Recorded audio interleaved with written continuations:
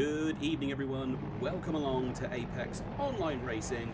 This is round 2 of Season 16 here with Apex Online Racing.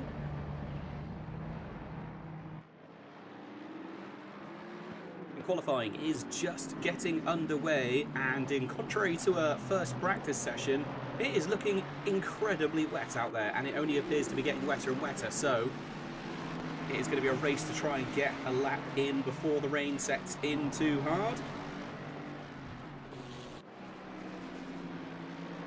A lot of drivers obviously just waiting a little bit longer before jumping out onto the circuit. But looking at it now, our first driver out there is Aidan Walsingham, car number 1 and our current championship leader. And just while they're just getting the tyres up to temperature, let's have a little run through the old results from last week. We'll just run through a few of those. Right, so last time round, Aidan Walsingham came across the line in first place, very closely followed by Giardier, and even closelier followed, if that is even a word, by Angus Fender. So the top 3 drivers. I don't know that Angus Fender is here this evening. I know he said that he may not be able to complete the entire season, but he will be here to throw a cat amongst the pigeons when he can do. But Giardier, he is out there this evening.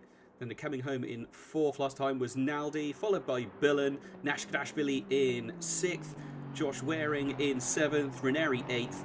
It was Levchenko in 9th, and rounding out the top 10 was Joe McLaren. So we'll have to see if they can continue on in the same way that they did last week. Another fantastic British circuit. It is Donington, possibly my favourite circuit of all time. Been there a fair few times in real life as well, and every time I go there, it is just an absolutely wondrous place. Some absolutely fantastic corners, some absolutely brilliant opportunities for racing, loads of opportunities for overtaking. There's a real nice mix of a circuit as well. Yeah, the Mustangs were going very well in first practice. This is technically the first flying lap we are seeing from Aidan, but again, the tyres are going to take a little bit longer in the wet, get themselves up to temperature, and Aidan does run the risk of catching up to the back of the pack. They're only a few corners away. He's going to come flying through the S's down towards the Melbourne hairpin. It looks like the traffic is just about clear enough. So this is going to be the very provisional, the incredibly provisional benchmark lap put in at the moment. So you know what, let's see if we can jump on board the dashboard for this proper flying lap. And there we go, the roar of the absolutely lovely Aston V8. So flying down towards turn 1, red gate, avoiding the avoiding the red and white curves. Now getting himself down the hill through the crane of curves. Is he going to keep it completely flat? Yes, he does. Obviously finding enough grip out there. The track only damp at the moment. Throws it into the old hairpin. Oh, uses all the runoff he possibly can. It's going to be a big old run up towards McLean's now. Again, very brave stuff. Still using the painted curbs. Just avoids the inside curve at McLean's though. Oh, a little bit squirrely there as he heads up towards Coppice.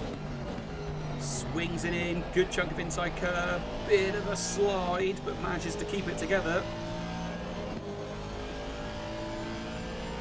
130.357 was his out lap, essentially. And right now coming into the S's, throws it in, big chunk of curb. Someone has already taken out all the bollards.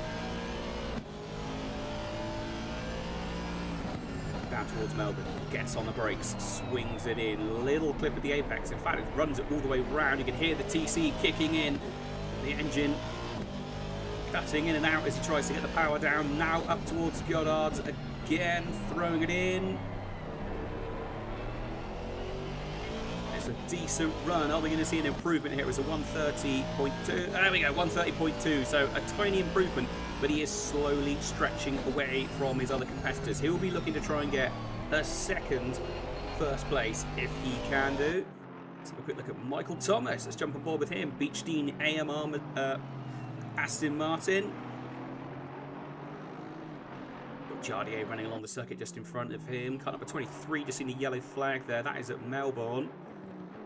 So not sure what's happened there, but obviously someone's had a little bit of an off. Or possibly just bailing out of the way of faster drivers, you never know. Someone just being polite, giving themselves some room.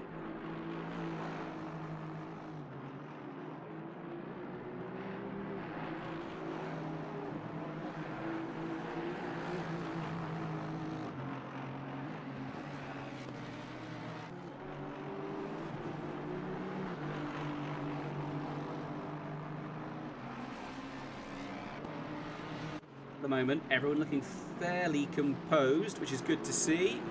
Aidan still holding on to pole position at the moment, and in fact he is improving, but so is Michael Thomas. So we're going to stay with Michael Thomas for a little bit longer.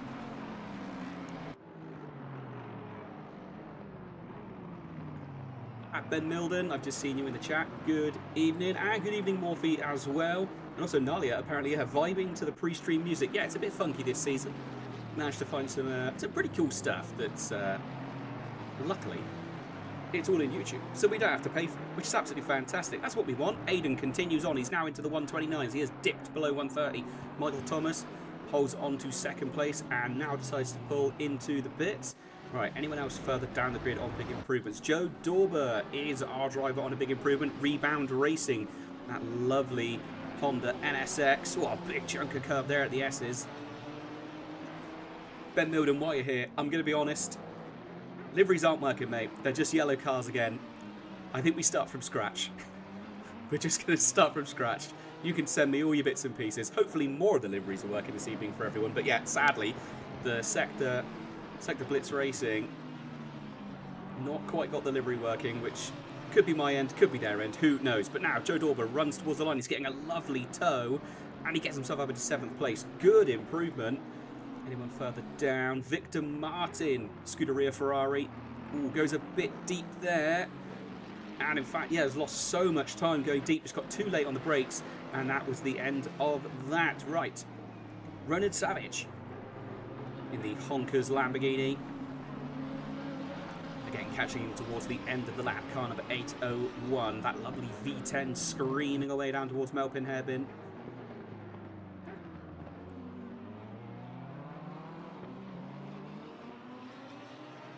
Quite hear it screaming out quite as much at the moment, simply due to the fact that I think they're desperate to try and keep the traction down.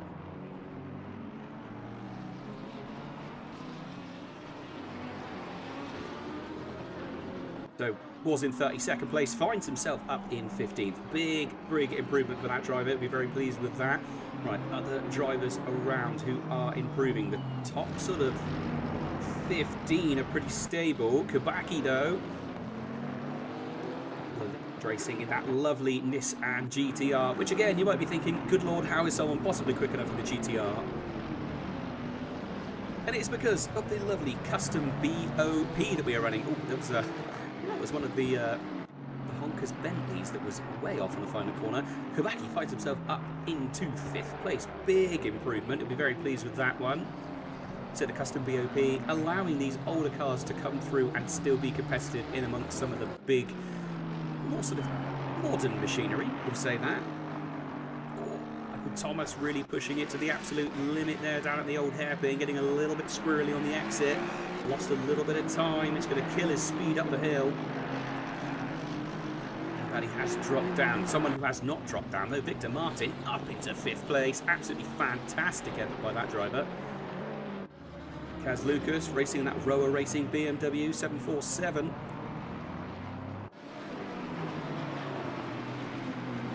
In 28th place, but a big improvement on the times. Should see him jump up a fair few. I think we're going to see him inside the top 15 easily with this lap. Half a second up. What's he going to do? Up at the top, into the top 10. Fantastic drive. Drivers in the top that's still improving. Back to Michael Thomas. He's 0.1 up on his lap. Oh, and I think he just lost the load a bit there, though. Missing out a really good stretch to the line. Giardier is currently taking away that 2nd place position. And here we go, Michael Thomas queuing himself up for a fast lap. In fact, let's jump on board this one. Aston Martin screaming its way down into turn 1, throws it in. Quite brave there on that inside curve.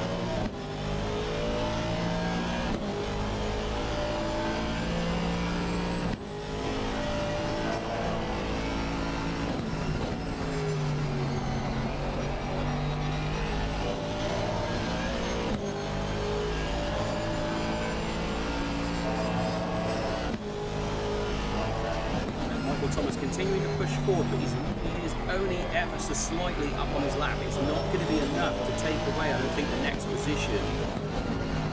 It might be just enough to claim 2nd place, but it's not going to be enough to take 1st. You see him getting a little bit squirrely there. Is he heads on the start, he's straight down towards the S's, foot planted to the floor.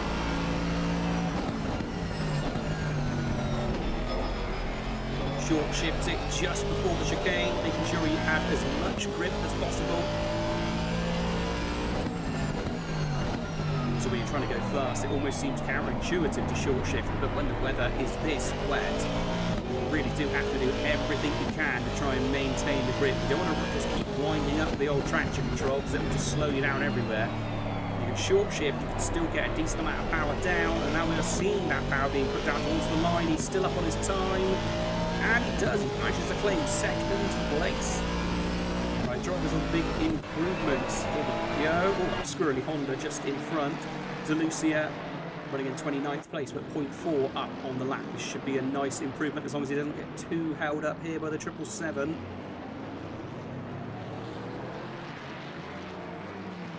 Again, 1 corner to go. Still up on his time. He's in 29th at the moment. This should see a decent jump up. Jonathan Clifford in front of him as well on an improvement. He was running in 27th, so right, let's see what happens here. Comes across the line. Oh, there's no improvement, so it must have been an invalidated lap. Jonathan Clifford for HBR in the 999 car. Hopefully he does not need an ambulance. Up to 25th, he lost a lot of time there in those final corners.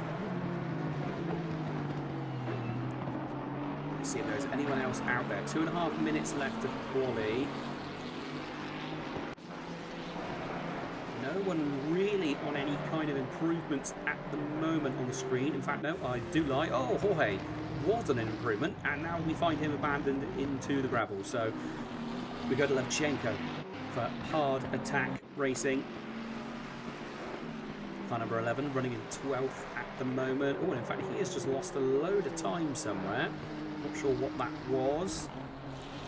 So he is now down on his lap considerably. Kubacki, a driver who is teetering on an improvement, running in 7th place at the moment. He was very quick there, but I think he lost a little bit of time on the exit. What are we going to see here?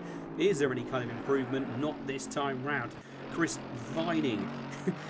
I love the fact that his car is named in another massive accident. Was up on his lap time, but he lost a little bit of time, I think, there through the old hairpin. Running in 9th place at the moment, looking to try and improve. You can see the car squirreling around. The Mercedes, one of those cars that's really quite stable in the dry, but can get quite flighty when it comes to the wet stuff. Sort of continuously fighting between oversteer and understeer on this car. So fair play, anyone that can sort of grab it by the scruff and manage to get it to go, doing a very good job. Not seeing an improvement at the moment though. He's sort of levelled off. We will stick with him in case it's such a minor improvement that my timing screen isn't showing up. He's in 9th place at the moment. He is going to get one more lap out of this if he wants to. So it'll be interesting to see if he decides to... he is continuing to the line, so obviously feeling like it is worth continuing this lap all the way to the line on the flyer. No improvement there, but he is staying out. Oh, using every last millimetre of the circuit he could then, all the way onto the pit exit road, trying to get that little bit more speed. Just trying to see if there is anyone out there improving. Most people have already bailed to the pits. In fact, yes, we do. We have one driver out there who is improving. I want to beat Barbecue Racing. Car number 214. So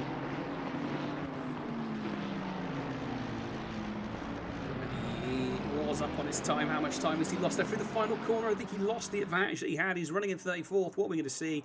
No improvement. He'll be very disappointed with that. He was on quite a decent run. He was 0.3 up on his lap, and I think just pushed that a little bit too hard into the final turn and ended up causing an issue. And he has seen the checkers, so that is it. No more chances to improve for that young driver. See if there is anyone out there that's still going on a decent lap. Most people. Sector Blitz Racing. Melvin Crows comes across the line in 20th place for qualifying. Ooh, and everyone jumping back to the pits now. Let's jump up to that old drone cam, as I think most people have now crossed the line. Yes, they have indeed. And our leader is the absolutely fantastic and continuously dominant Aidan Walsingham. So we'll be moving forward in just a second to the next round. And that will be the race. 60 minutes of Donington circuit. Should be a particularly good one. It's a great circuit, and in fact one that I have only ever had the chance to do a very short, brief bit of commentating on. So I'll be very happy to be here. And now it's dry, but in 30 minutes we've got rain. So there is absolutely no chance of having a bit of a breather before the race starts, because they are immediately straight into the madness that is going to be Donington. Trying to see if there is a decent camera, maybe to get a look. The overhead camera is pretty good. We'll go with the drone cam, and we will run through the grid as it stands before they begin their formation lap. So Aidan Walsingham, our current championship leader, running in pole position. Joining him on the front row is Michael Thomas. Then we have Jardier in third, Avalaise in fourth, Naldi in fifth, Victor Martin sixth, Kubacki seventh, Jorge in 8th, Chris Vining in 9th, and Joe Dorber rounding out the top 10. So continuing on, I think we may have lost our 11th place driver. So it now becomes Kaz Lucas in 11th place, Levchenko in 12th, Fabian Gulliot in 13th place, Josh Waring 14th place, Remy Papp in 15th, Lawrence in 16th place, Ranieri 17th, Matt York 18th place. To be fair, in the dry practice, Matt York was doing very, very well. So it'll be interesting to see how he does in the dry. Oh, there we go. The timing, the weather has just sorted itself. Apparently the rain has pushed itself a little bit further back. So Matt York 18th place, Poggi in 19th place, Melvin Crows 20th, Savage 21st, Fazakas 22nd, Gamov 23rd place, Kumpo 24th, Craig Law in 25th, Jonathan Clifford 26th, Vinogradov in 27th, Knudsen in 28th place, Delucia 29th, and rounding out the top 30 is Buzov. Right, continuing down a little bit further, do apologise, Uselin in 31st place, Walter Billin 32nd, Christophe Sandre in 33rd, and rounding out the grid is Zoo in the I Wanna Barbecue Racing car number 214, 34th position. So it really is anyone's race at this point. We've seen dry practice before the race. We then obviously have seen wet during qualifying, and now it appears to be dry for a fair old while at the beginning of the race. So it's going to be interesting to see what people can do, where people are feeling most comfortable, and be nice to see how people deal with the ever-changing weather. Just while we're waiting for the race to start, let's have a little run through the old calendar. So we had Silverstone last week, Donington this week, then we're off to Monza, the home of European motorsport, I'm sure many would agree. Then it is Zolder, then we've got Mazzano, Indianapolis Motor Speedway, and then Kyalami is the season ender. So should be a particularly good race again there. I'm just trying to see if there is... Yeah, Monza is a 90-minute race. We always do these slightly longer races sort of in the middle of the season. I'm just trying to see if there's another one that's 90 minutes. Yes, it is. Indianapolis Motor Speedway as well is going to be 90 minutes. So should be pretty interesting. During those 90-minute races, the rules are ever so slightly tweaked. Obviously, being 90 minutes, you have to change things slightly. As the general rule is, for a 60-minute race, there is one mandatory pit stop where you must change your tyres. No choice there. You have to change your tyres. But there is no refueling allowed during the 60-minute races. The only time that changes is during the 90-minute mini-endurance races, where you do allow fueling. Just because some cars, they might not be able to make it the full 90 minutes on one tank. So, we are getting ready now. The final run. Cars all on the floor. It looks like everybody has got out, and yes, there we go. Beginning of the formation lap. Probably going to be a lot of brake riding, trying to get the temperatures up to as high as possible. In fact, let's have a little look over the rear wing of Aidan Walsingham. I mean, you can see the full grid trailing behind him.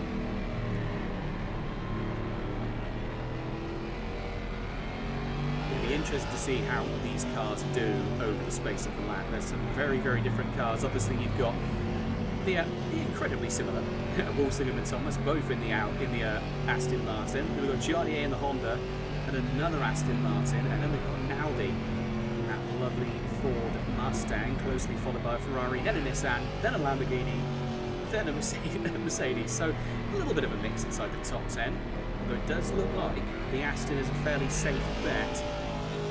See the cars still coming down through the Craner curves. Gives you an idea of just how many cars there are all the way into the distance. You can still see them. That's probably the last few cars now just coming down through the Craners. So a good chunk of this big old circuit completely covered by cars, nose to tail.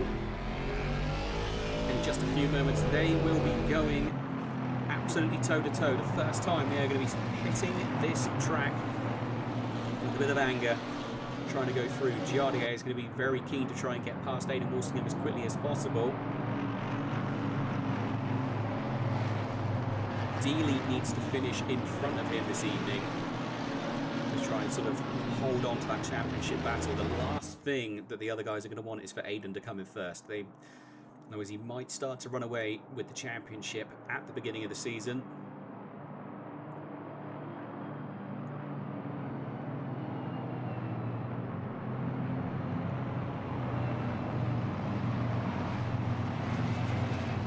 Just a few corners to go. There you go. You can see Aidan and other drivers as well holding the brakes, trying to get as much temperature through the brakes into the wheels and then it seeping into the tyres. Big moments are going to be side by side down through the Craners, and then when they have to hit the brakes pretty hard to get through the old hairpin. That is where, if it is going to go wrong, it will go wrong. And the cars now are starting to stack up side by side. We're going to jump over to the drone cam to get as best an image as possible. As always, probably going to have to leave it a lap or two before we go into any replays, unless of course the entire grid crashes out, and then we will definitely go to replays, but we will do our best. So right, it might be a case that we go green even before every car is on the pit straight. So we are just now waiting. You can see cars side by side. If anything, Michael Thomas just about puts his nose in front and actually gets a really good run. So does Jardier as well, already having a little look to the inside. So far, so good. And Jardier already now looking to try and take away second place. You can see he's got his nose up the inside. Can he do anything? A little bit of a rub there. And another rub between the two of them. It's going to be mighty close between them. Jardier does manage to get past though. So within oh, and a car has just gone spearing off. That was car number 524, and that is of Chris Vining, and sadly in another massive accident. Don't know whether that was a bit of a case of a tiny bump and ACC deciding that no, it was an absolutely colossal bang. And just looking in the background now, there's a fair few cars squabbling it out. Car number 226 and 233. They are both recovering now. 2 and 4. Lots of drivers having to drop right off pace to try and avoid major incidents. We're going to jump to the mid-pack at the moment. Vinograd, we're keeping an eye on now. The F1 means, oh, we've got more cars going all squirrely at the S's.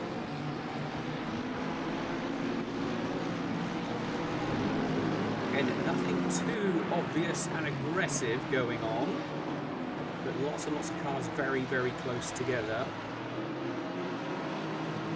But it looks like every car did survive the first lap. I'm just trying to see if Vining is still with us or not. Let's double check. Yeah, Vining did recover. Down in 30th place now, so he'll be disappointed with that after a very strong qualifying. He now finds himself a long, long way back down the field. Zoo as well has managed to gain a couple of positions. He started at the back of the grid, so 4 positions gained. He'll be pleased with that one. Let's jump.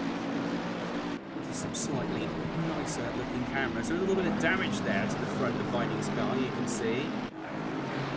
So Jardier, after gaining the position and setting the fastest lap of the race, now finds Michael Thomas starting to take the fight back to him. It might have been a case that maybe Jardier just got his tyres switched on that little bit quicker.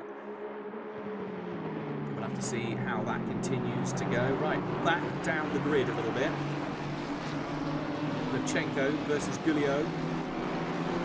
Levchenko looking very quick through the S's. He might have a little run down towards the Melbourne F, and he's going to go to the inside. He's going to have a little bit of an overlap, possibly. Who's going to be bravest on the brakes? And in fact, it ended up being Gulio, but he goes a little bit deep, but not deep enough to leave the door open. But Levchenko is definitely looking like a man on a mission. He is going to want desperately to get through there.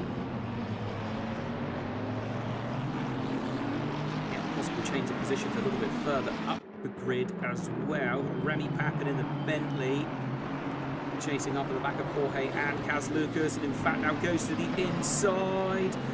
Oh, a little bit of a bump there. Jorge ends up going wide, loses a few positions. Don't know necessarily if it was sort of an intentional bump, but oh, there we go. One driver into the pits, kind of a 7. Oh, lots of cars getting squirrely in the background now. Josh Waring going for a little bit of rally cross, it would seem. Jump on board. Josh Waring trying to take the fight to the backy, but he's got Joe Dorber, another driver that was very quick last time round. Again, looking very strong, very aggressive on that front end. Joliet and Michael Thomas a bit further up the grid as well, still squabbling, and Joliet gets right out of shape. I'm going to go back 10 seconds just to quickly see what happened there. This is down into the S's. Oh, car just gets unsettled, slides, he saves it but loses a lot of time. Loses the 1 position, nearly loses 2. Has to try and slam the door and hold Abeles back, and he's just about done it.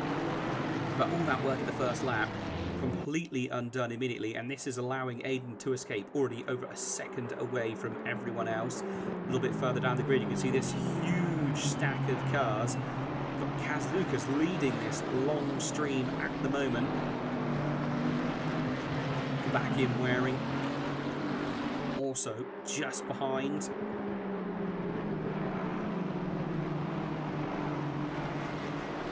Very, very tight at the moment. Almost impossible to know the best place to try and jump to have another look at the racing. But Lorenz having a nice little battle with Matt York.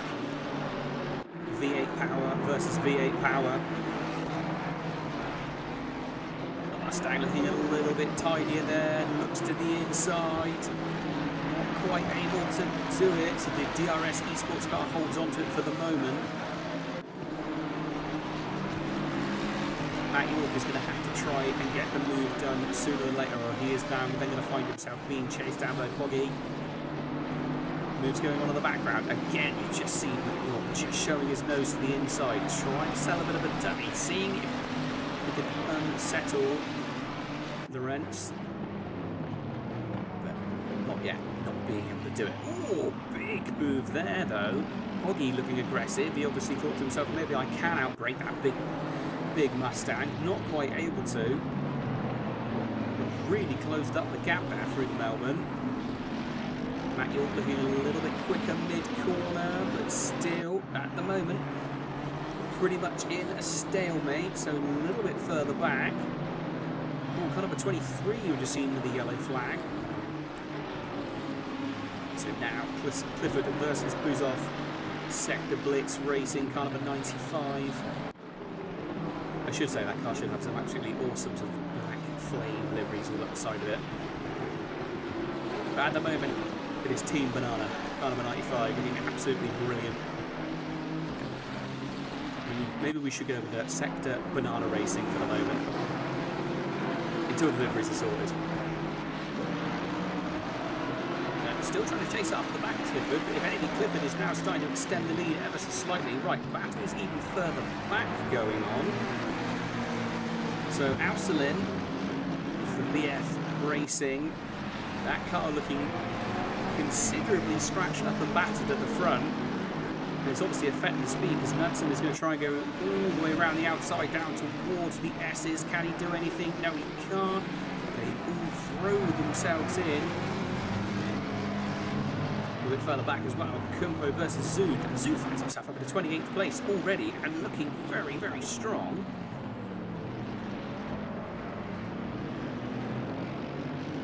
Hasn't been able to make it work though. but looking very strong indeed. And in front as well, the battles continue to go on. Zoo possibly looking to try and get a switchback, but wasn't able to, and now finds himself out wide. A little bit of a run on the painted stuff on the outside edge, and he might find, no, just about holds off Melbourne Crows. But the battle towards the back end of the grid, looking very hot indeed. Right, further up the grid. Savage running in 19th place. We've got a trio of Lamborghinis. Oh, car number 7 has gone absolutely flying off. There was car number 7. They now ended up in the pits as well. Trying to see who that was. That was Christian Ranieri. There we go. Savage makes a little bit of a mistake. That is going to allow Clifford to get right up onto the back of him. Moves off, went a little bit deep there. Lost a little bit of ground.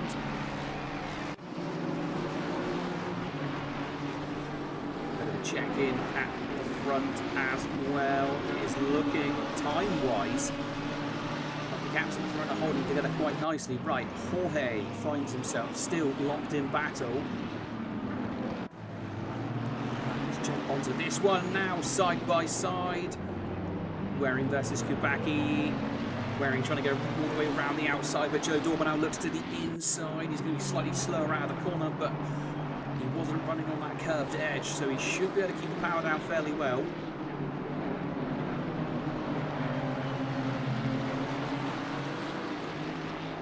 Josh Waring having to attack and defend at the same time. He'll be very desperate to try and get past Kubacki and put a bit of a mark between him and Dorber, because Dorber, especially towards the end of the lap there, was very, very close, and all of them wash out wide at the old hairpin. They're absolutely going 11 tenths. They're trying to do absolutely everything they can. Then it's side by side. Waring, Kubacki, big move by Waring all the way around the outside, and he manages to just about get himself across. Slices the nose of the Motul Mercedes, of the Nissan, gets a lovely little move done there.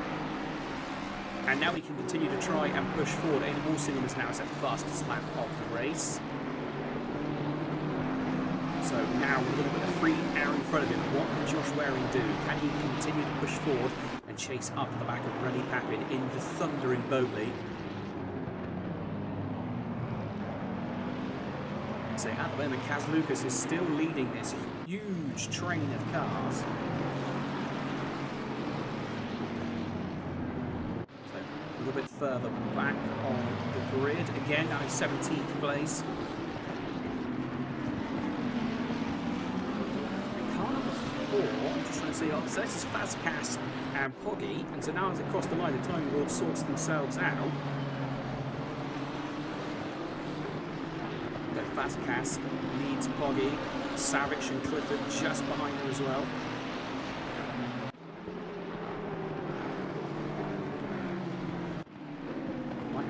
Going on here at the back, and Chris Law has lost a lot of ground, finds himself, I'm trying to see who that is. That is, it's a Bentley. Oh no, we're on the board with Sandre, that would be right. So Chris Law finds himself behind Sandre down in 32nd place. Decent run there through the old hairpin. What can he do? He is right on the back of the Bentley. He's going to be side by side. They're going to be so close. He has to take a lot of inside curve to try and avoid any kind of incident there. Cars in front kicking up the dust, filling those front grills and radiators with all the crackle rash you could possibly imagine. We've got someone in the chat cheering on for Zoo. Number 214, and in fact, yes, Zoo's done very well. Finds himself under the 27th place. Started from the back of the grid, 34th place, and has climbed his way up. And in fact, it almost looks like he might be able to sort of gain some more positions quite soon, because he finds himself right on the back of Kumpo and Osselin.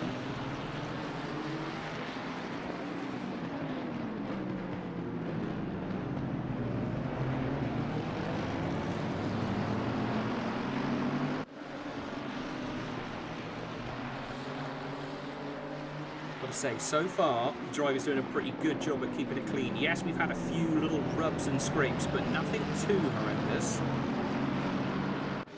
Always going to get a few little side-by-side rubbing moments when the grid is this full. Right, jumping back up to Remy Papin. still being chased down by Josh Waring. And in fact, Kibaki now trying to bring the fight back to the forefront again.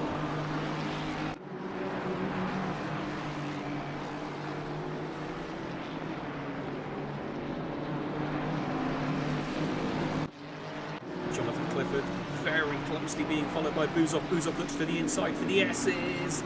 It's going to be brave stuff, and he can't quite do it. Both of them ended up slowing themselves down.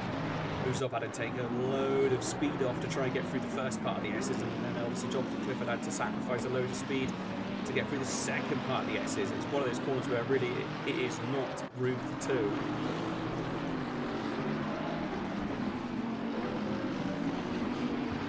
But if racing drivers have taught us anything, they are not good at math, and they will try and throw it down the inside.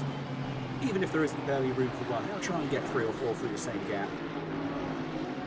Especially when it comes to this early in the championship. Every point counts, and you want to try and get as many points together early in the championship as you possibly can. And in fact, obviously, there is the individuals championship, and then there also is the team championship.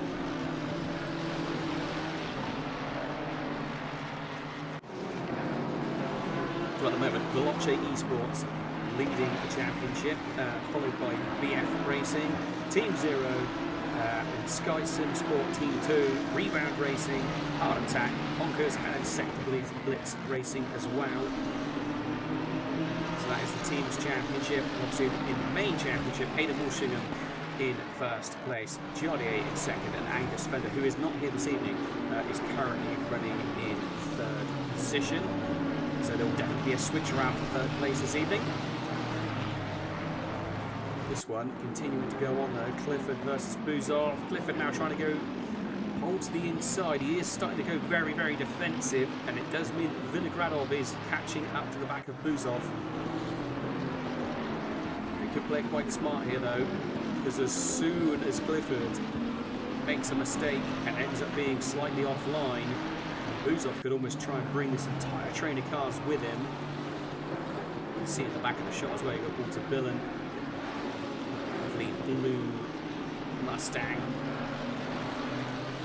Just sneaking around the back. If these guys keep holding themselves up the way they have been, there is a high possibility he will be able to catch up with them. Right, so now just outside the top 3, Abelaze and Naldi. Simsport, car number 24 versus Naldi of BF Racing. Great big thundering. It's just such a fantastic car, the Mustang, and it looks absolutely great. It is such a menacing looking car. It was lovely when they were in GT4 for quite a long time. And now to see them in GT3, it really is great. It's just such a wonderful thing to see different brands coming in. Supposedly Audi going to be bringing back factory support next year for GT3 racing as well, so it should be exciting to see what Audi can do. Be interesting to see what car they bring back. Obviously BMW have shown that you don't necessarily need a low slung race car. You can actually have quite a big saloon car. Mustang are proving it quite well as well, so it'd be interesting to see what Audi use. What's going to be their platform. It might not be sort of an R8 or anything, it might be something completely different. It might be one of their great big saloon cars, who knows. Nowley still trying to chase after the back of Avalaise, but hasn't quite been able to do it. Kaz Lucas now being chased out by Remy Papin, getting very close. Josh Waring has managed to break away from Kibaki, so this is now becoming a 3-way battle.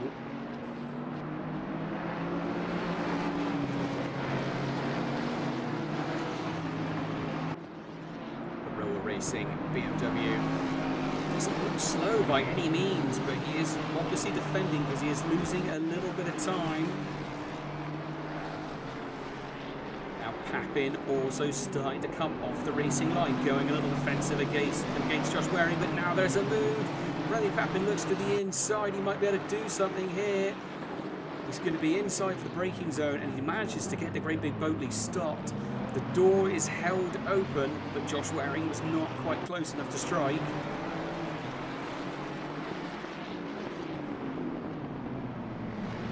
change of position. Car number 6 of Remy Papin takes away 7th place as they come winging across the line one more time.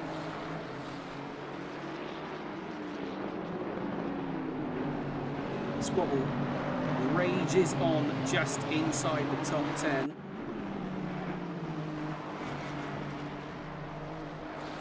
Car dropping back. Oh, it's kind of a 54 into the pits. That is why my timing screen was throwing an absolute wobbly, saying that there were suddenly people changing positions, but they weren't quite. It was actually just a little bit of timing screen tomfoolery.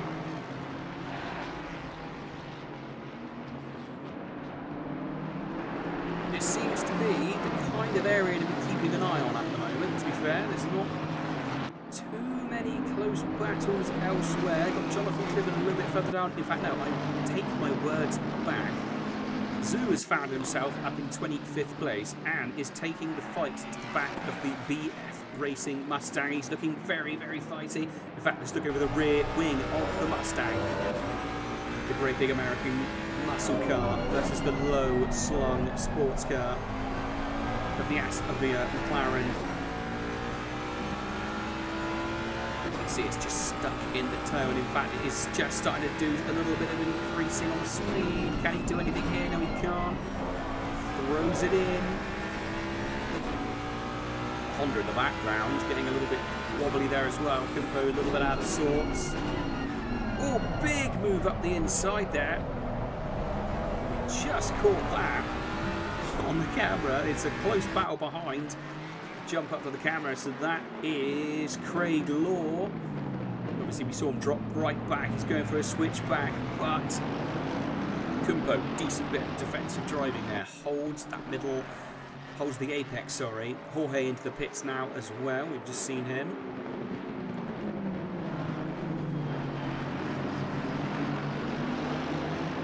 Back to the battle in front though. Zoo looking for a way to get round Osselin.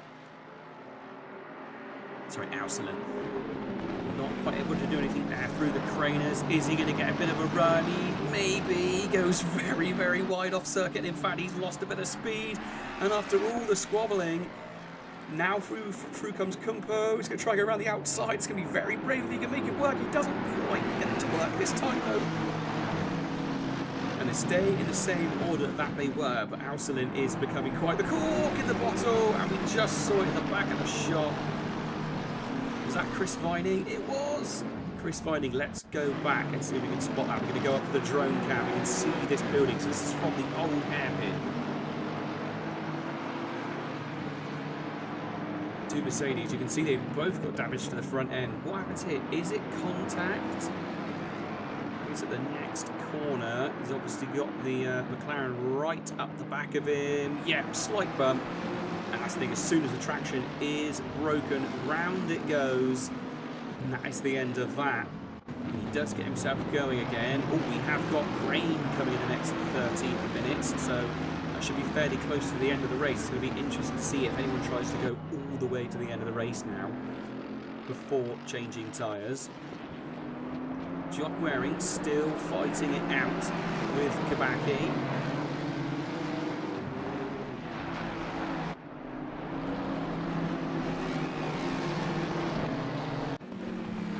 Zoom versus Auselin, and again we're going to see a possible move here. Looks to the outside, can't quite do it, tucks back in behind. You've got Craig Law chasing after the back of him. Sector Blitz Racing, very strong. Looks to the inside, can he do it? No, he gets on the brakes to avoid a collision. To be fair, I think he almost could have possibly tried to hold on there to the inside. But very respectfully just backed out of the corner, though he did pretty much have the apex, but not much of an overlap. But now that's a good run. That's a really good run there through the S's.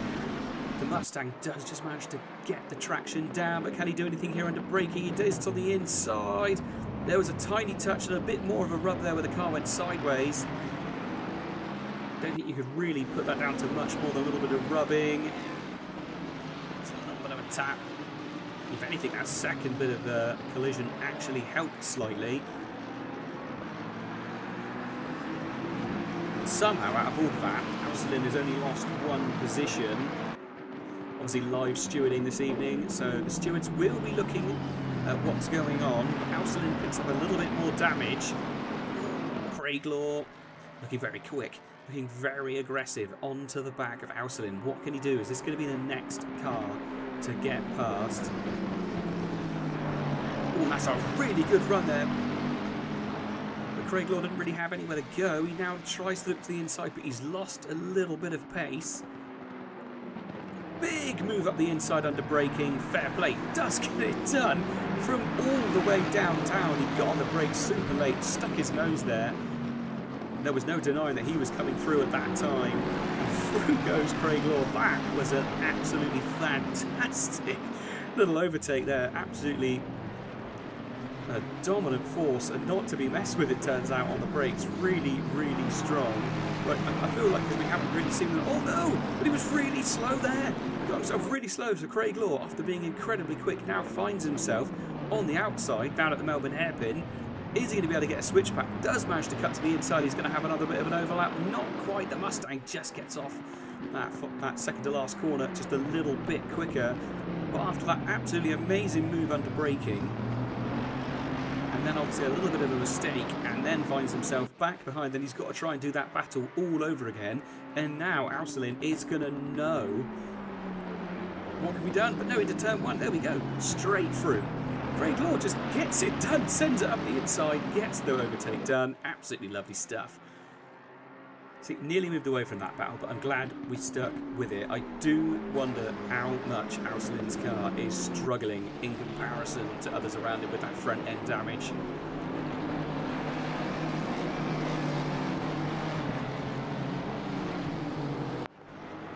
So, nice little battle going on. This is just inside the top 10 again. Remy Papin did get through earlier, but hasn't really managed to break away from this pack at all. Kaz Lucas in the 747 BMW, still being chased by Waring, still being chased by Kibaki, and still being chased by Dorber. These drivers do seem to have slightly levelled off. Naldi, who was in 6th place, has dived into the pits, getting his mandatory stop done. I can only imagine that the circuit is not going to go full wet, even if it starts to rain with 10 minutes left. It's going to be a case of maybe trying to hang it out on dries. Right, a little bit further down the grid, 27th place. Oh, and again, we see another position being lost there. Auslin not quite able to hold on to it. He does look to the inside, but he can't quite do anything. He was a bit opportunistic, and in fact decides to jump into the pits. Probably a good idea. Come out in some clean air, get yourself some decent running. Chris Vining recovering again after another incident.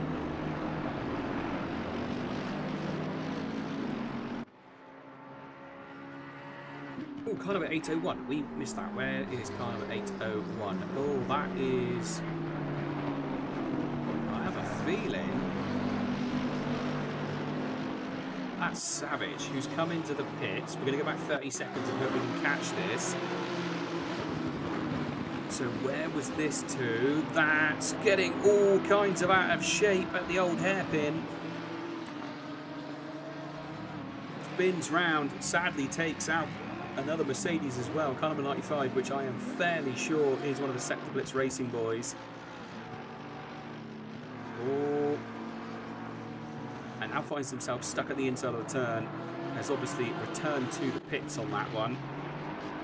Oh, and Gilliot receives a drive-through penalty, so that is going to be for track limit offences. And he drives straight to the pits, so sadly he's going to have to do 2 drives.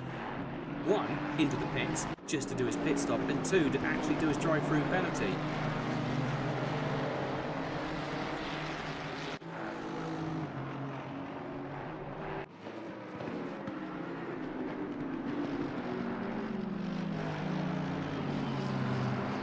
Zoo finding himself in 21st place now. Decent amount of positions gained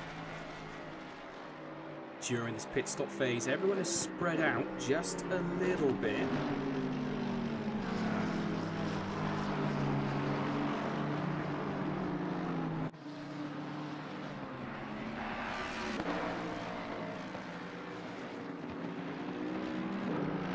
Let's have a little look, see if we can spot anything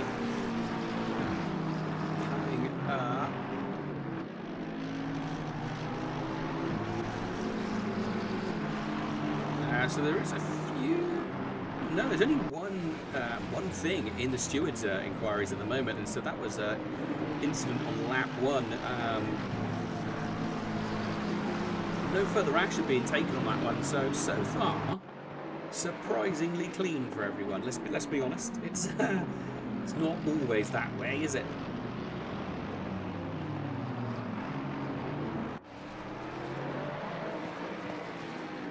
But now, people keeping it together, keeping it fairly neat and tidy.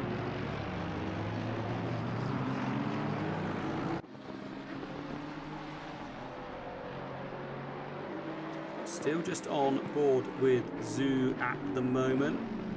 Again, just kind of waiting a little while for things to sort themselves out. Just, you know, see how things look in a minute once the pit stop phase is done.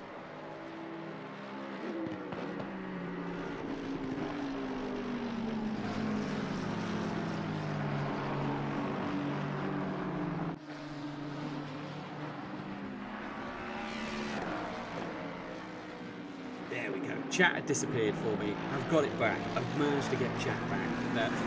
Lots and lots of the Sector Blitz racing team. Yeah, lots and lots of chat from those guys, to be fair.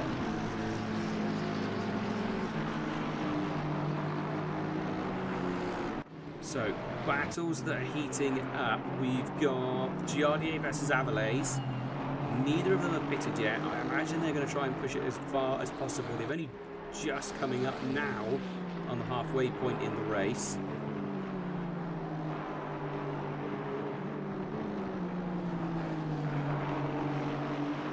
With all the cars pitting, it is throwing the old timing board into absolute disarray. But this is the battle for third place. It'll be interesting to see who has managed to save their tyres, who has gone the furthest on their set of tyres, who's pushed it. And to be fair, at the moment, Avalay's looking super quick.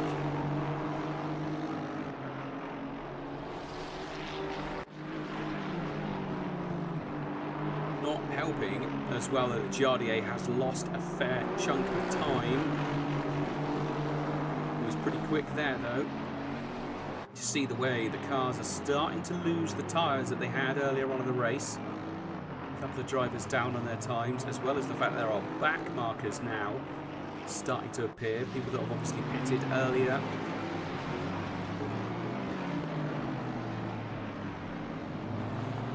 So everyone's staying out for now. Avalays and Jards still staying out, continuing the squabble.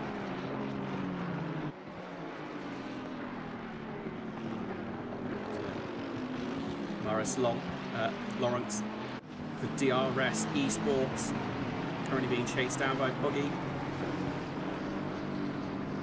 Mercedes AMG versus Ferrari. Again, two very, very different cars. One is very much the front engined, and the other one is very much a mid-engine car. Even though the front engine cars, they're still fairly mid-engined, but they're not quite as mid-engine. I mean, it's essentially the Ferrari, the engine's right there on your back.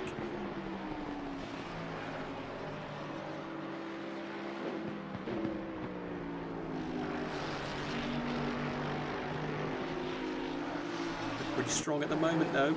Car number 60, definitely looking like there could be moves to be made.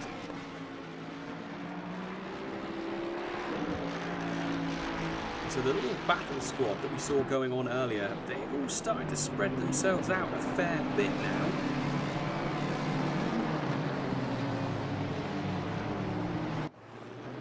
So Josh Waring still looking to make moves, but I wonder how the tyres are doing on that Mustang. Obviously it's been in the game for a little while now, but it's still a bit of an unknown. Hasn't got the same amount of time served compared to other cars. Obviously along with sort of little patches and updates. There we go, Kawaki jumps into the pits. He's the first of this group to really decide to pit now. So it'll be interesting to see how it comes out. Oh, look at Giardier in the pits as well. Go for an earlier pit stop. Here we go, Melvin Crows. And looks like he has got, I think that's Austin, isn't it? Car number 27. No, that's Naldi, sorry. of them squabbling it out. He's still to the inside. Can Kroos hold on to it? Goes a little bit deep. Ends up running the Mustang out a little bit wide. Oh, a bit of a tap as they go down the pitch straight. Again, I think the front end damage on Kroos mixed with the fact that Naldi is on fresher tyres as well. And here comes Jardier out into the pack. He finds himself absolutely in the thick of it. He was probably hoping to come out in a bit of clean air, but immediately finds himself in behind Kroos. So we're going to keep an eye on this and see how quickly Jards can make his way through. Always been a very, very quick driver, but I would definitely say that there is a change in that man ever since he's been doing Clear Cup Europe.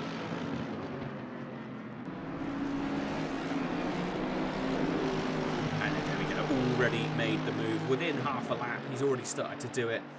There's no way that Kroos is going to be able to outbrake Jards here, and he can't. Dips in behind. Knows when he's beat. Lets Jards go on through. Change for position up in front again now. Naldi moves through on Knudsen.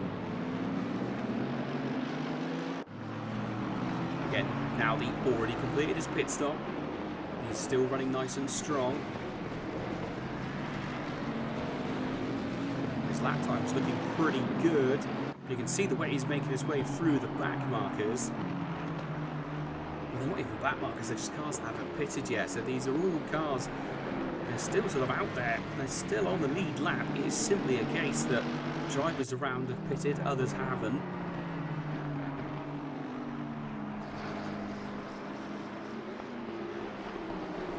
Jump on board with Jardier, see where he is. So at the moment he's running in 20th place, but there's a lot of cars in front of him that haven't pitted yet. An absolutely swath of cars that haven't pitted. Aidan Walsingham, the race leader. Oh, and Josh Waring picks up a 10-second penalty. We will try and see what that one is for. We'll go to the stewards panel. So this is lap 1, car number 734 and the 777 all involved. 10-second time penalty for car number 34, and that is Josh Waring.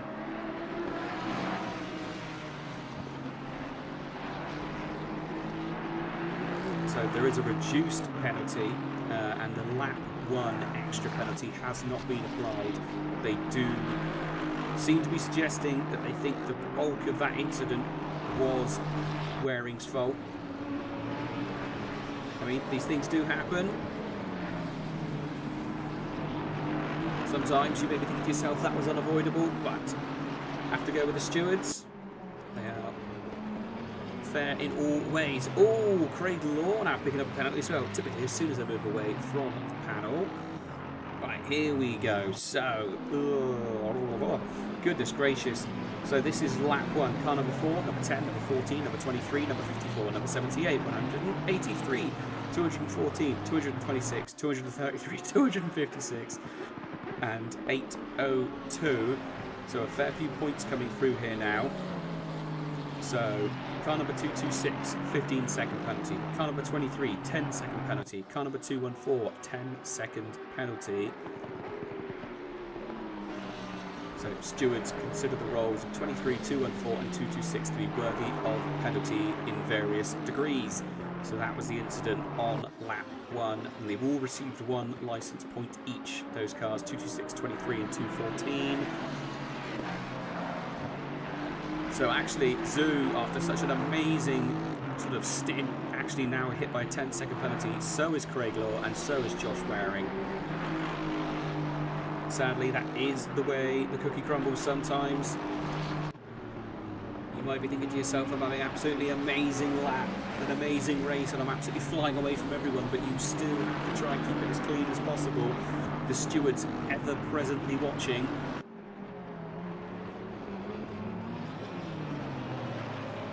See if there's any really close bits going on. Yes, here we go. So drivers that still haven't pitted, some that have. Victor Martin making his way through the Mercedes. I can't remember if he came out the pits just in front or just behind Chris Vining. But he's in front now, chasing up the back of Melbourne Crows. Again, he's on fresh tyres. He should be able to make reasonably short work. He is looking to the inside.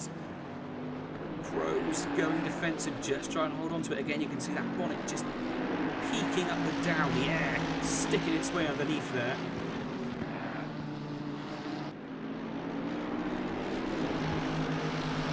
Victor Martin now gets a decent run. He's going to be going down towards the S. He's going to be on the outside, but surely he's going to be able to get on the brakes a little bit later. No, he doesn't. Crows just about holds on to the position, but he's super slow on the exit. But Victor Martin has to get on the brakes to avoid any kind of incident. Again, are we going to be looking for a switch back here? Possibly no. Crows just put the car in the right place, just about holds the inside. Stops there being any chance of an overtake. Big switch to the inside. And Martin clearly getting annoyed now. Big flash of the lights. Crows trying to hold on to the position at the moment. But realistically, this isn't even really a race that he's that involved in. As he hasn't pitted yet, he is going to lose this position in the pits. At the moment, all he's doing is slowing himself down. Crows may not be aware that that is a car that has already pitted. The squabble going on behind as well. Now got Kabaki versus Vining. Now another look to the inside. Surely he's got the run this time. Crows goes super deep on the brakes, trying to hold it. Bit of a slide on the exit. The Ferrari's going to have a slightly better exit, but still probably isn't going to be far off the road. Yes, it is, just enough to shut the door and get the move done. He'll be very pleased with that. Oh, Kabaki and Vining getting together slightly. Poor Vining has just been absolutely monstered this evening by people, giving him even the smallest little bumps and unsettling the car. But through goes Kabaki, another pitted car. Let's see how quickly he can deal with Melbourne Crows. Crows still going defensive against the pitted cars. Again, he doesn't need to give them room. Technically, they are racing for position. But there has to be a moment where you sort of think to yourself, these are cars that have completed their pit stops already, so they've got nothing really to gain. Rain light flashing away on the back of the Mercedes. So at the moment, Victor Martin and Kabaki have made their way through the pack. Our leaders continuing to stay out there. Pit jump on board. Seeing Guillot being chased down by Craig Law, but Craig Law obviously with that 15-second penalty is going to see him plummet down the order. So after an absolutely gargantuan drive, the same as Zoom to be fair, with the 14th place, after these absolutely mega drives, they are going to find themselves significantly hit by the penalties.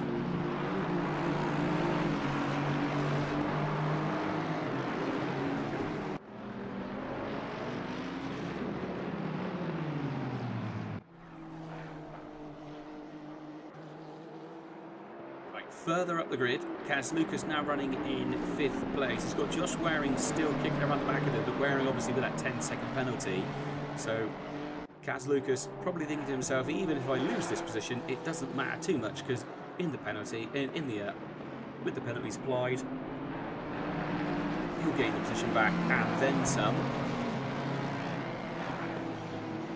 Obviously fully understand the penalties, and we do need that system in place, but it is always a bit of a shame when sort of battles that are super close on track then almost become inert due to the fact there are penalties. Naudi versus Law. Naudi obviously with those fresher tyres going to try and run all the way around the outside. Big throw. Oh! Gets together with Craig Law. And off out into the gravel. We're going to go to the heli cam, so the drone cam, so we can see. Big squeeze there, unsettles the Aston.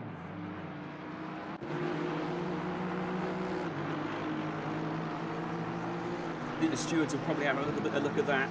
Just under 18 minutes of racing left to go.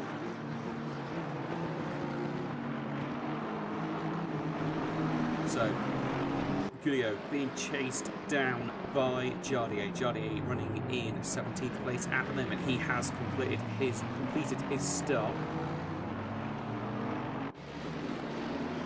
Aldi, car number 27, is currently our leading pitted driver.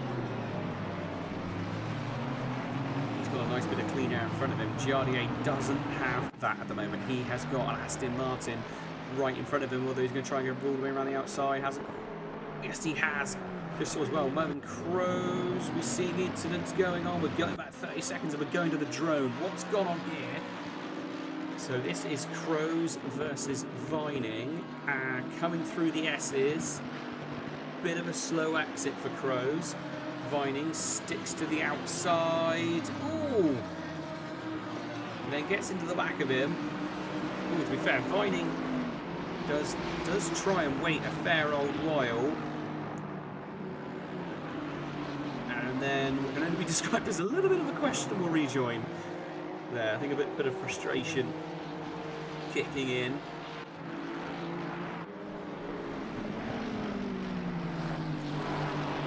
Right, Aidan Walsingham, still our leader, and continuing to keep up what he's doing. Right, rain is about 10 minutes away. You can only imagine the drivers are just going to try and take it all the way to the end on dries. There's no way anyone's going to try and go for slicks. I think that would be an absolutely horrendous mistake to try and go for slicks. Right, let's jump on board with our 15th place car, which is Naldi, being chased down by Jardier at the moment, although Naldi's still currently holding on to the fastest lap this side of the pit stops with the 1:26.190.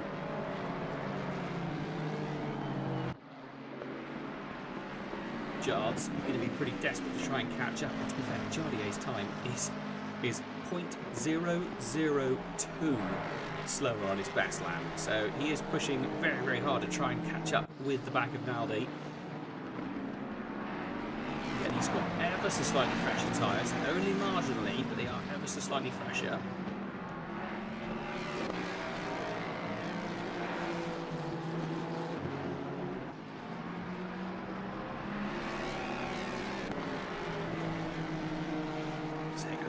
Still waiting for a huge amount of the grid. Let's say the top 14 drivers at the moment have not completed their pit stops. So it really has kind of absolutely shaken things up. We're going to jump back now. I say jump back, almost jump forward on the grid. Kaz Lucas versus Waring still fighting on.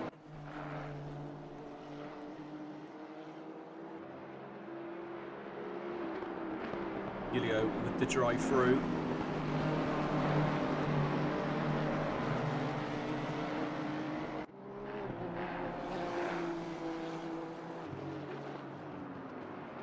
Entering that weird stage in the race.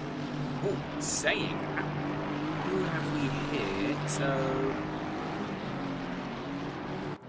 which Ferrari is that? Which car number? I think they're a bit of a back marker.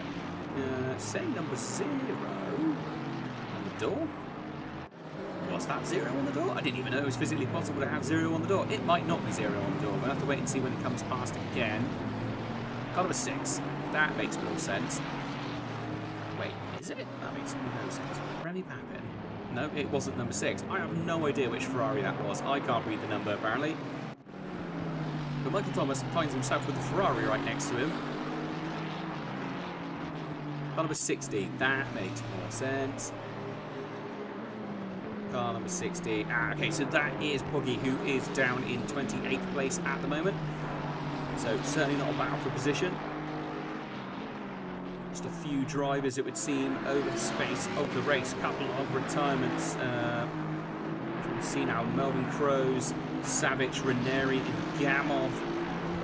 4 drivers that have not been able to make it all the way to the end.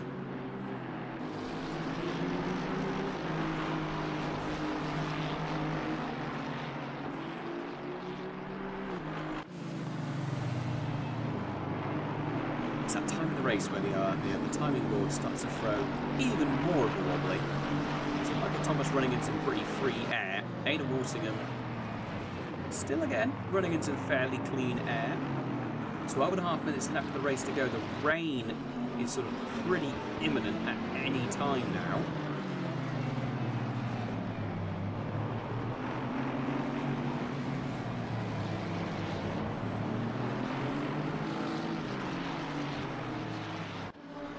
So Michael Thomas now finds himself coming on the back of, I think that's Chris Vining. Vining moving out of the way, off the racing line, letting the pitted drivers through. Sometimes you just gotta let the cars come through. There's no point battling if there's nothing to battle for, essentially. Abelay's running in 3rd place at the moment. Remy Papin for the G Liga Esports team. Kind of a 6 at lovely Great Bentley. Running in 4th. Again, these drivers have not pitted. Once the pits happen, that's when things will start to change up a little bit more. Lawrence and Clifford as well, these two still haven't completed their mandatory stops. To be fair, we have seen these two holding it together for a fair old while. They're going to gain a position over Zoo, they're going to gain a position over Josh Waring as well, so they're going to be sniffing around the top 10 come the end of this race, unless of course they have incidents of their own. But looking over the rear wing of the 98 car, AMG Mercedes looking back on that absolutely stunning car of Clifford. Lovely Lamborghini screaming away the V10. Capture starting to open up, and here is one that's going on. Buzov versus Zoo, and here comes the rain. The rain is here. While these two are squabbling, they have now also been caught up by Nowley and Jardier, and now these two are on very, very old tyres. These tyres have done about 15 minutes of racing. In fact, it looks like Zoo has moved off the racing line, is letting these two through. Buzov hasn't done that yet. Track has already gone greasy, so it's already fairly wet out there. That's surprising how quick the track went greasy. Surely this is the time, now that it's raining, this is the time to come in, and yes, in comes Buzov. Right. Oh, we had a little bit of a weird moment there, so...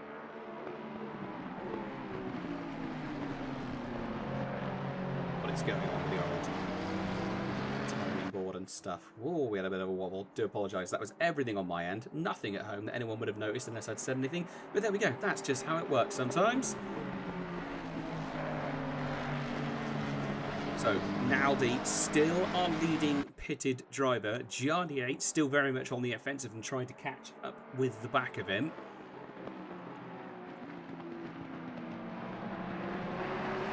Just trying to have a little look at their lap times. Last time round, Jardier was quicker, but that was when the rain started. And it looks like Jards gets a little bit out of control there. Bit of a slide from there.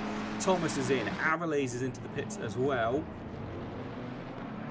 So at the moment, Aidan Walsingham is the only driver in the top 3 who has not come into the pits. It's going to be very interesting to see where Thomas and Averlaise come out. That's a wonderful camera angle, not. So that is Michael Thomas, who was fairly quick earlier on. Is he going to be out of the pits in time to gain the position? I don't think he is. He's still stationary at the moment.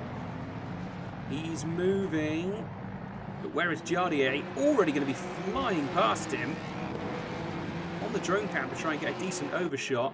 And there we go. He is all the way back down there now. Big old drop down the order. He has got the freshest tyres out of these, though. He is going to at least need 1 lap to get the tyres switched on and going. Track is still greasy, so at the moment, slick tyres are still going to be optimum. Just under 8 minutes of racing left to go, and still, there we go, Aidan does now come into the pits. So, it's going to be interesting to see where Naldi finds himself on the circuit in relation to Aidan. He's already sort of onto the second half of the track. mean, obviously we saw Aiden had a really good lead before the pit stops, so obviously it absolutely stretched out during the pit stops. Papin is in, Kaz Lucas is in, Waring is in, Dorber is in. Still stationary at the moment then. We're going to stick with these two. They are provisionally running in second and third. It's going to be a case of whereabouts does Walsingham come out. Is Walsingham on the floor yet? He is now moving. Where is he? He has now left the pits. He is the other end of the pit straight. He's on a great run. Naldi is going to be thinking to himself, this has to be the kind of time where I can catch up. Track has now gone to damp conditions, so the grip level has reduced even further. Still, technically, the slick is going to be the preferable tyre. I'd be very surprised if anyone's gone on to wets in damp conditions. I imagine most people will be staying on dries. You can still see the yellow on the sides of Naldi, so he's definitely on dries. In fact, let's jump to Aiden to see what he's running. Wets or dries. He might actually be running wet tyres at this point. He might be running wets. I can't see the yellow, the typical yellow banding. I might be wrong. Maybe on a slower speed corner we might see it, but Aiden might have actually gone for wets. Oh, here we go. Michael Thomas bringing the fight back though. Naldi, Jardier, and then Thomas. And now Thomas on an absolute charge has come out of the pits. Really good run there through the S's. He's going to have a run on Jardier. He's going to look to the inside down towards the Melbourne hairpin. God, I cannot say those words correctly. Forcing Jardier to go defensive, but Michael Thomas very much looking like the faster of the two drivers at the moment. Those tyres nice and fresh. Ooh, gets very squirrely there. I think maybe he tried to throw the car to the inside to try and sort of throw a bit of a dummy, but the car got a little bit unsettled. But now he finds himself in a three-way train, so second place is between Naldi, Jardier and Thomas.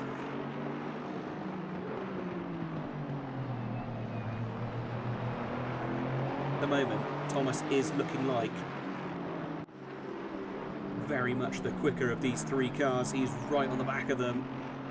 Jardier going to be desperate to hold on to it, but he makes a little bit of a mistake there, but there's a touch on the grass. How on earth they avoided each other there, absolutely side by side. A little bit of a rub as they exit. No change of position though.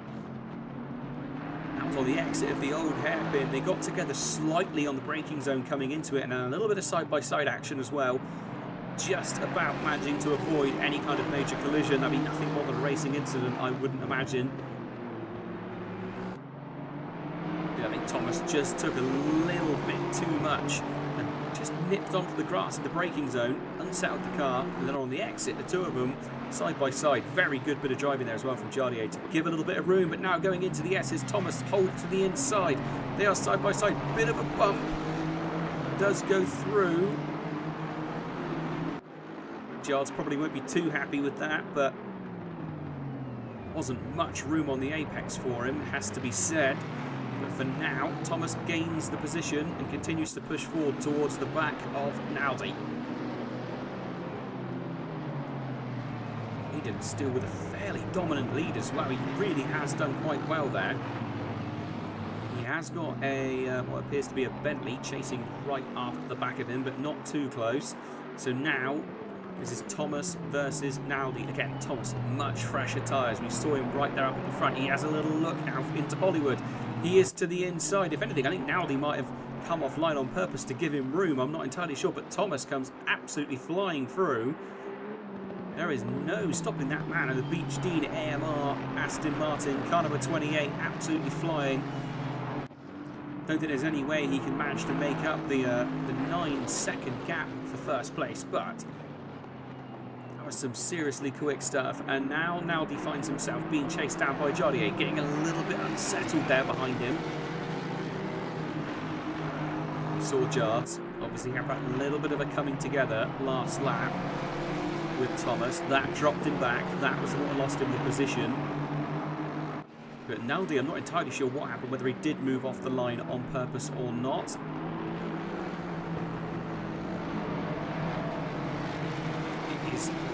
really is starting to look wetter and wetter out there. I think very soon we're going to go away from damp and we will go across to full wet conditions.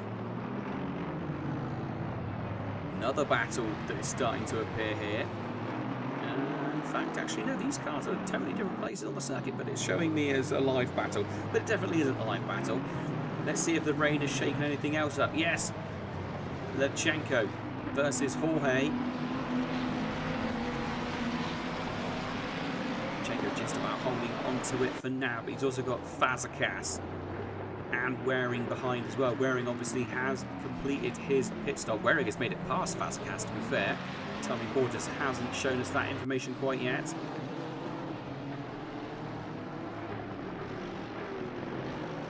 So Waring obviously fairly determined to try and regain some of the positions he lost with that penalty.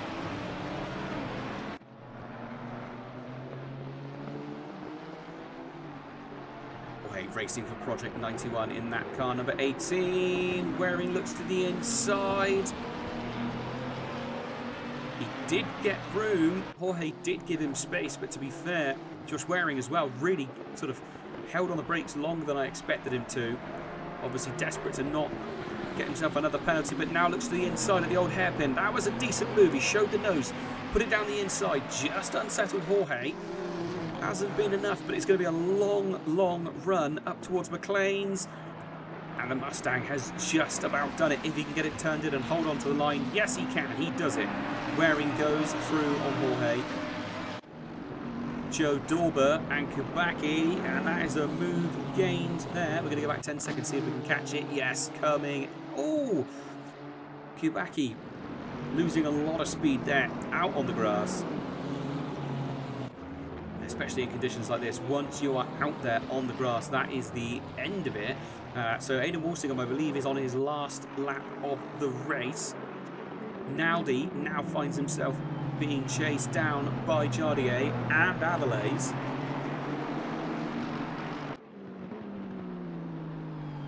I'm sure that's Avilés, car number 24, right there behind him. Yes, it is. So Jardier, I thought we were going to have a little look to the inside there. Doesn't quite do it into the old hairpin, but that has absolutely ruined his run on the exit. And he now finds himself with car number 24 of Avilés right on the back of him. Car number 524, yellow flag. That is down at the old hairpin, or the exit of. Oh, Naldi looking a little bit unsettled. The three-way battle for third place rages on. It is so tight. Just trying to see which car that is as well that is holding on to the back, and that's car number 79. And trying to back up where car number 79 is. That's a fair old way down the order, I think. I think they're just holding on to the back of it. But for now, Naldi holds on to it. Aidan Walsingham, this is the last lap. This should be his win. The checkered flag is out. Aidan comes across the line in pole position. Michael Thomas as well, thundering towards the line. We see him come across. We're going to jump back to this battle as Jardier has lost the position. And in fact, car number 24 trying to go, oh, they're all getting together. It's going to be a three-way drag race to the line. It's literally going to be like the opening scene of Cars. And in fact, Avilés just about takes it. Naldi comes home in 4th place, Jardier in 5th. That could not have been closer right at the end if we had tried. That was absolutely ridiculous. Kaz Lucas bringing it home in 7th. Let's jump back, see if we can find some people. Kubacki coming across the line. I think that was Chris Vining we just saw. Giving up, putting the car to the side. It's been an absolute monster of a race for him. It has not been any fun. Jorge and Fazekas now coming towards the line. Matt York having to go a little bit defensive in the back of the shot, holding off Lawrence. Car still squabbling further back. Jonathan Clifford just about manages to hold off Bogey that a little bit longer. So we've got Walter Billen still to come across the line. There we go in the XRS Racing. A couple of times we've seen Walter on the outside of a couple of battles, but hasn't been one to be right in the middle of them. Craig Law, whose race at the beginning was going absolutely great, and then just all sort of seemed to sort of start tumbling down around.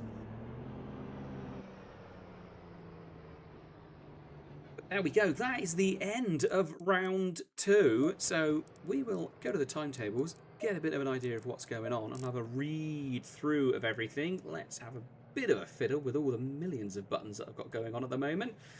Let's go across to a slightly nicer image. Turn the music off. We don't need the music to be going right now at all. And we don't need that bit showing either. Do apologise. A little bit messy by me. We'll just say that. A little bit messy. Right, let's have a quick run through our grid order just while we are waiting for people to sort themselves out. Hopefully we're going to get some post-race interviews. Luckily the Tier 1 guys are pretty good at normally coming in for a good old chinwag. Right, let's have a quick go through it. So Aidan Walsingham again comes across the line in first position, closely followed by Michael Thomas, Avalez in third, Naldi in fourth, Jardier in fifth, Remy Papin in sixth place, Kaz Lucas seventh, Martin in eighth place, Dorber in 10th, Kubaki in 10th place, Levchenko in... Oh, God, my brain's gone. 11th place. Josh Waring in 12th. Jorge in 14th. Fazakas. Jorge 13th. Fazakas 14th. There we go. Matt York 15th place. Lawrence in 16th place. DeLucia in 17th. Vinogradov in 18th. Jonathan Clifford 19th. And rounding out the top 20 was Boggy.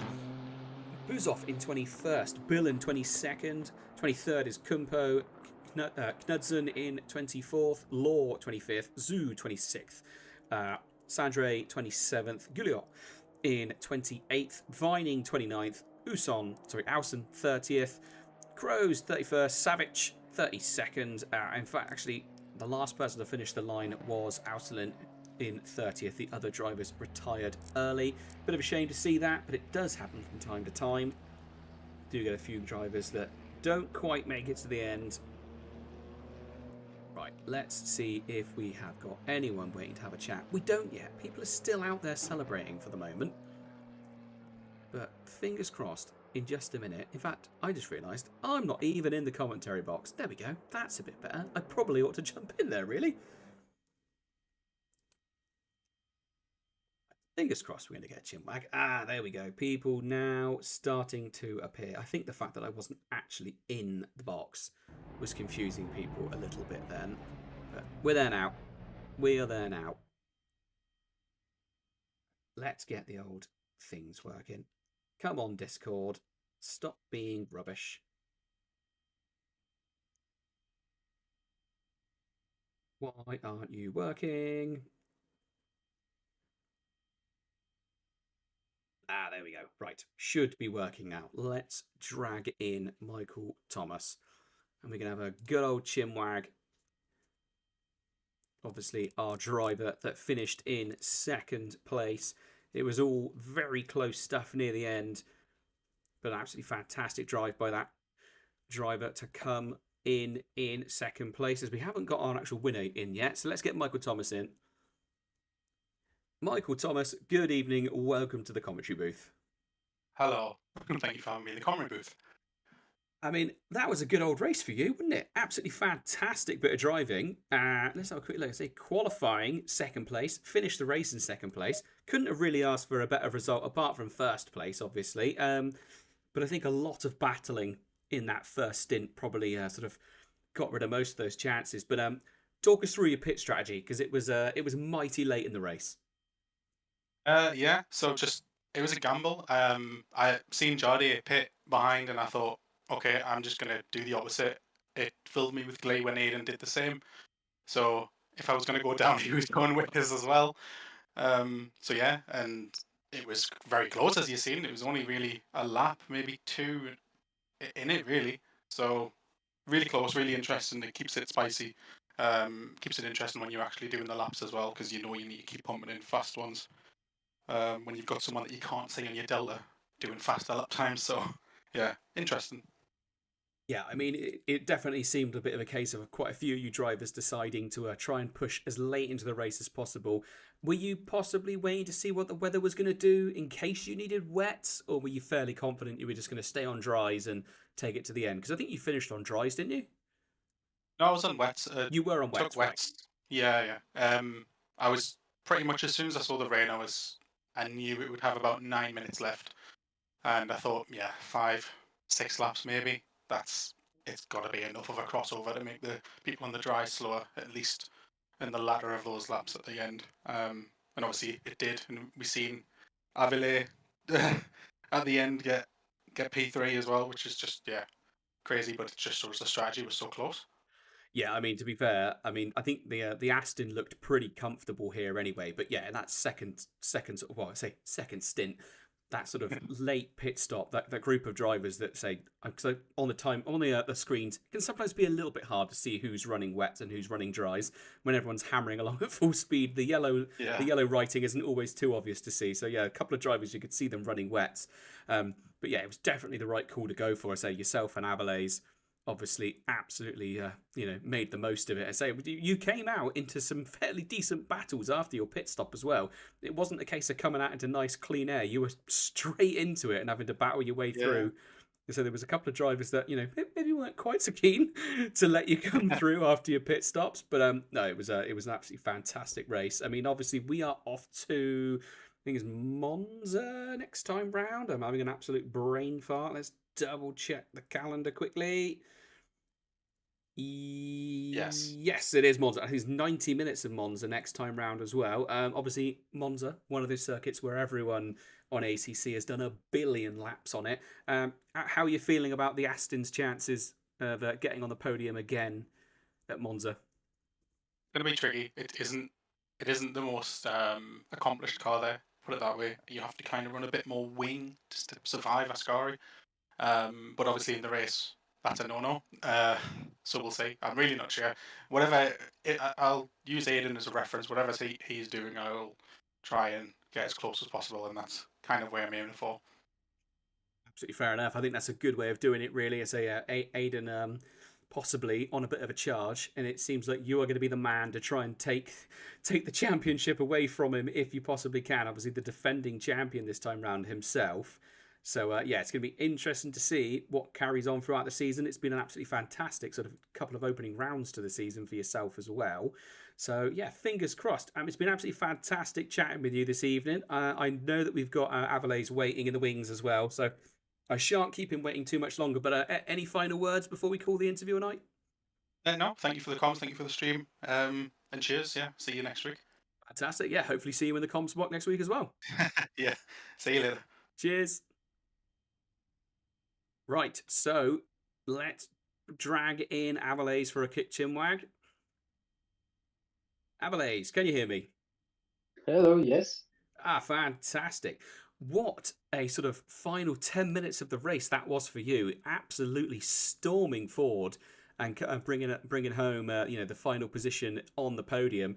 Sort of talk us through your mindset with that pit strategy. I saw that maybe there was a possibility to rain, and indeed it turned out to be the good strategy. So I thought that I could to stay. Sorry, and I thought maybe staying out and don't go into the pit was the best strategy, and it turned out to be the good decision. But I wasn't expecting to get on the podium. I mean, I knew that Jarger and Ali were too far away, but with the rain, they were really slow. They were slower than me. Yeah, so the Aston is always a fairly sort of, say, it's quite a consistent car regardless of what the weather's doing. But I mean, you really switched it on at the end. I think if the rain had come sort of 10 minutes earlier, I think we could have possibly seen you up in second place. As Michael Thomas was very quick himself, but I think the pace you had when it started to come down a little bit harder, that was really some impressive stuff. Obviously, Donington, a very, very different circuit to Monza next week. How are you feeling about the Aston at Monza? I don't know. Honestly, I've never tried the Aston Monza, but I think it's gonna be a race too. If you haven't tried it there, I've just been told by Michael Thomas that apparently you need to run a bit more wing to survive Ascari, but apparently that's a big no-no for him. So, well, I'll let you do some setup tweaking and see what you come up with in the end. But yeah, apparently you need wing to survive Ascari, but obviously as little wing as possible to survive the main straights, because there's a fairly large amount of high-speed bits. Well, sorry, do apologise. Go away, dog. Away. Sorry, my dog was suddenly trying to steal my microphone, as you do. No worries. It's the joy of having a giant Labrador that can reach my desk. But obviously, you weren't able to race with us last time. I was having a quick scroll through the standings. But obviously, third place. So for basically your opening race in the championship, that is an absolutely fantastic opening round. You can't really go wrong with that, can you? No, I was expecting to be at third. I couldn't practice at all this race this either, and I didn't. I expected to be at seventh at best, but finishing third. I mean, you would told me, and I wouldn't believe it at the beginning of the race. Well, I mean, you qualified in fourth though, so it isn't. Qualifying was really strong as well, and obviously it was wet in qualifying, so you knew you were going to have a bit of pace there. But Yeah, the rain definitely helped me because I knew that on dry conditions I was so far off the top pace. I mean, when it mattered, you were fast, and that's the main thing. You got yourself up into the podium. Absolutely fantastic finish. I've still got Aiden waiting in the wings for his post-race chat as well. So Avala's going to have to call it an end now. But any final words before we shoot over to Aiden? No, we'll see you next week. Hope to see you next week. Yep, fingers crossed. I say, continue his performance, and you may very well be in the comms booth again. Got to quickly say the Discord avatar, the absolute goat of motorsport, Guido. So very pleased to see him. Right, thank you ever so much for joining us. We're going to go over to Aiden now, our championship leader and our race winner. Right, see you, man. Aiden, it was another absolutely fantastic race for you again. Qualified in first place, finished in first place. It just seemed like a fairly dominant performance for you the whole way through that time round. So just talk us through it a little bit. Yeah, quali went really well. We had the first pit box, got out onto the track whilst the rain was lighter. I think all in all, everybody got about 2 or 3 fast laps, and then the track got notably worse. I noticed Michael did a great job improving in the slightly heavier rain. He managed to get a better lap in and jump jarred. So quali went well. And the race almost ended on lap 7 for me. My game crashed going into the second to last hairpin in the braking zone, and I completely missed the corner. I kept the car on track by about 3 inches, and Thomas was 4/10 behind me. So. Oh, did you just have a big lockup then? Did you? Because we didn't notice anything sort of yellow flags or white flags or anything in game. So yeah. Your end, it just decided to come to a complete stop for a second, did it? Yeah, game completely froze just before the braking zone, so I couldn't do anything. I was just on rails until the game started responding again, and it reactivated during the braking zone. So I just had to jump on the brakes as early as I could and keep it on the track, which I managed to do. But if it were half a second longer, I would have been out in the gravel. The yellows would have been out, and I would have dropped down to P10 or so. So. Well, I mean, but that didn't happen. No, it didn't happen. Although it would have been great bit of a telly to put out there to suddenly cut to you and it probably upset my wife a lot with the amount I would probably suddenly be screaming and yelling as suddenly you went off. Obviously, you're feeling very at home in the Aston at the moment. Obviously, race 1 you did fantastically. In race 2 in mixed conditions, again, you've done a really dominant performance. I think before the pit stops, sort of early on before the pit stop started to shuffle everyone around, I think it was about 1.5 seconds, nearly 2 seconds ahead of everyone else. So really did make sort of, hay while the sun shone. And then even when it started to rain, you continued to keep pushing forward. Obviously, Michael Thomas and Avala's were also very quick in the wet.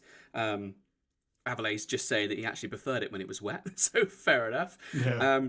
But going forward into Monza, I've had two sort of slightly mixed responses about how they're feeling about going over to Monza. But how are you feeling in the Aston going into 90 minutes of racing at Monza next week?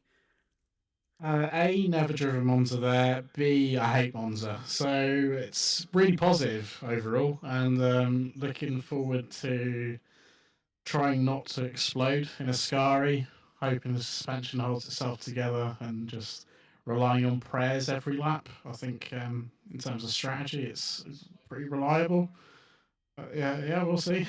You know what? I am Not really too glad. hopeful. I am really glad to hear someone that is, sort of as accomplished at racing as you are, and our current championship leader and our defending champion come out and say that you don't like Monza. Because yeah, I hate Monza.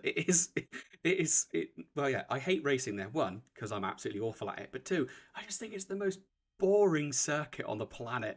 I mean, it is sort of the home of European motorsport, I suppose, and so I'm probably got a million people coming towards me right now that I'm unaware of, coming for my blood for saying these words. But yeah, I just don't get the excitement with Monza. It just does nothing for me. So I'm glad to hear someone else, especially in your position, say that you're not a big fan. So that's all good. So no, I'm glad to hear that. I know there was a couple of one of the drivers, Michael Thomas, was saying about sort of going to have to try and work with his wing to sort of try and get as much speed on the massive amount of straights, but also survive Ascari. And obviously, you were saying about suspension setup as well.